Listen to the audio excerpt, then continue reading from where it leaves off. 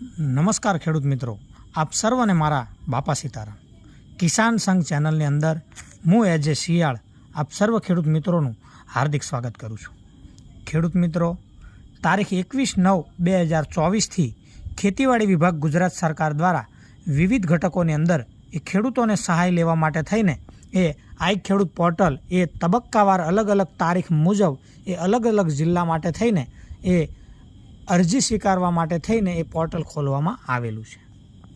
જેના અંદર અગાઉ આપણે એ અલગ અલગ તબક્કાવાર એ કયા જિલ્લાની અંદર અરજી સ્વીકારવા માટે થઈને એ કઈ તારીખ એ આપવામાં આવેલી છે એના માટે થઈને એ આપણે વિડીયો મૂકવામાં આવેલો હતો. તેમજ તેના અંદર તમારે એ અરજી કેવી રીતે કરવી અને એના અંદર કયા કયા ડોક્યુમેન્ટ અરજી કરવા માટે જોઈએ તેમજ અરજી કરવા કઈ જગ્યાએ જવું એ સંપૂર્ણ વિગત આપણે એ વિડીયોની અંદર જણાવેલી હતી. હવે એની ડિસ્ક્રિપ્શન પર એની લિંક પણ એ મૂકવામાં આવેલી છે, તો તમે એ વિડીયો પણ જોઈ શકો છો.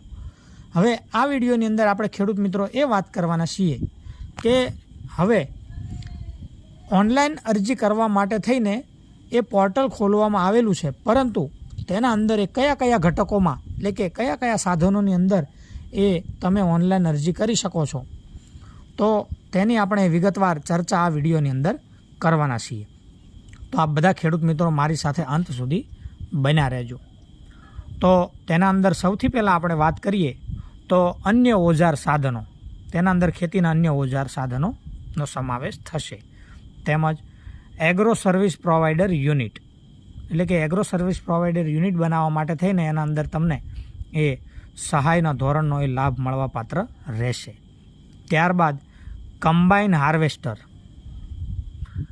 તેમજ cultivator, ground digger, chaff cutter, oil engine તેમજ electric motor operated chaff cutter, તેમજ ટ્રેક્ટર તેમજ power tiller operated chaff cutter, તેમજ ટ્રેક્ટર ઓપરેટેડ સ્પ્રેયર, દવા છાંટવા માટે થઈને જે ટ્રેક્ટર ઓપરેટેડ સ્પ્રેયર આવે એ ટ્રેક્ટર ઓપરેટેડ સ્પ્રેયરમાં પણ તમે અરજી કરી શકો છો.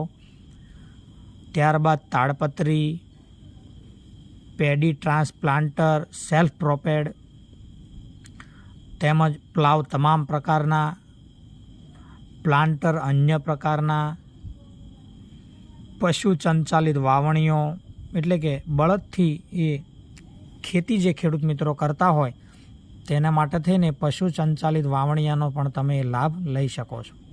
ત્યારબાદ power tiller, power thresher, potato digger, potato planter, post હાર્વેસ્ટરના સાધનો, post hole digger, farm machinery bank 10 lakh સુધીના, તેમજ ફાર્મ મશીનરી બેંક 25 લાખ સુધીના, તેમજ બ્રશ કટર, બેલર એટલે કે ટ્રેક્ટર સંચાલિત ઘાસની ઘાસડી બાંધવાનું જે સાધન આવે છે તેને બેલર કહેવામાં આવે છે, તો એ baler.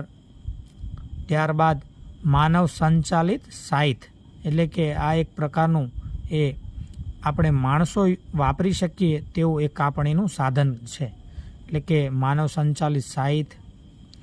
Ride on self propelled multipurpose toolbar, જેને એ સૌરાષ્ટ્રની અંદર સનેડાના નામથી ઓળખવામાં આવે છે, તો એ સનેડો, રીઝર, બંડ ફોર્મર તેમજ ફરો ઓપનર એટલે કે પાળા બાંધવા માટે થઈને એ સાધન આવે છે જેને બંડ ફોર્મર કહેવામાં આવે છે. ત્યારબાદ રીપર, બાઇન્ડર, તમામ પ્રકારના રીપર તેનો પણ સમાવેશ આના અંદર થાય છે.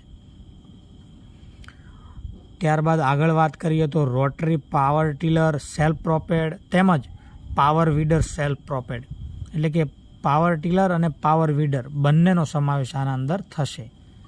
તેમજ રોટાવેટર જેને કટરના નામથી પણ ઓળખવામાં આવે છે. ત્યારબાદ લેન્ડ લેવલર, લેન્ડ લેવલર એટલે પાવડો જેને આપણે બધા કહીએ છીએ, એટલે એ land leveller. Laser land leveller એટલે કે કોમ્પ્યુટરાઇઝ લેન્ડ લેવલર એટલે કે જમીનનું લેવલ કરવાનું જે સાધન હોય તેને લેસર લેન્ડ લેવલર કહેવામાં આવે છે. ત્યારબાદ આંતરખેડનું સાધન છે વ્હીલ હો, તો એ વ્હીલ હો. વાવણિયા તેમજ ઓટોમેટિક ડ્રીલ તમામ પ્રકારના, જેને આપણે બધા એ ઓટોમેટિક પેરણી કહીએ છીએ. ત્યારબાદ વિનોવિંગ ફેન, જે ઘઉં અથવા અન્ય જે અનાજ હોય છે એને ઉપણવા માટે થઈને જે પંખો આવે છે તેને વિનોવિંગ ફેન કહેવામાં આવે છે.